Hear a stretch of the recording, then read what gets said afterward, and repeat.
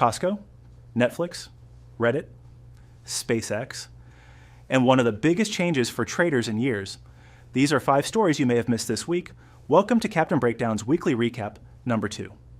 Story 1, Costco's famous hot dog combo still costs just $1.50. That's surprising because inflation has pushed food prices higher almost everywhere else. But Costco isn't trying to make money on the hot dog. The hot dog is a loss leader designed to bring customers into the store and reinforce the value of a Costco membership. In other words, the hot dog isn't the product. The membership is. Story 2. Not long ago, many people thought Netflix was in trouble. Subscriber growth slowed, competition increased, and critics questioned the company's future. Then Netflix cracked down on password sharing and expanded its advertising-supported tier. Instead of hurting the business, those changes helped drive new subscriber growth and stronger results. Today, Netflix looks a lot stronger than many people expected. Story 3, Reddit is one of the most visited websites in the world, but unlike many platforms, Reddit doesn't create most of the content people come to see. Its users do. Millions of people create posts, comments, discussions, and communities every day.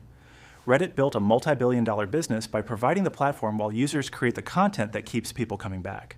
And now that content is becoming increasingly valuable in the age of artificial intelligence.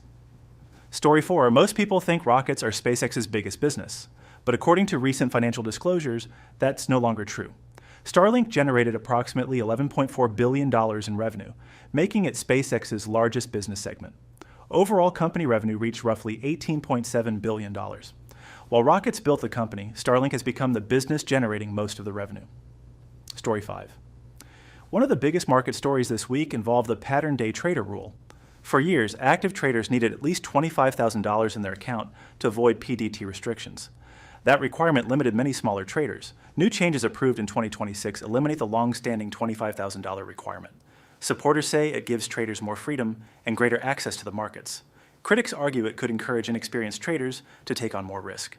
Either way, it's one of the biggest changes retail traders have seen in years. Those were 5 stories you may have missed this week. Which story surprised you the most?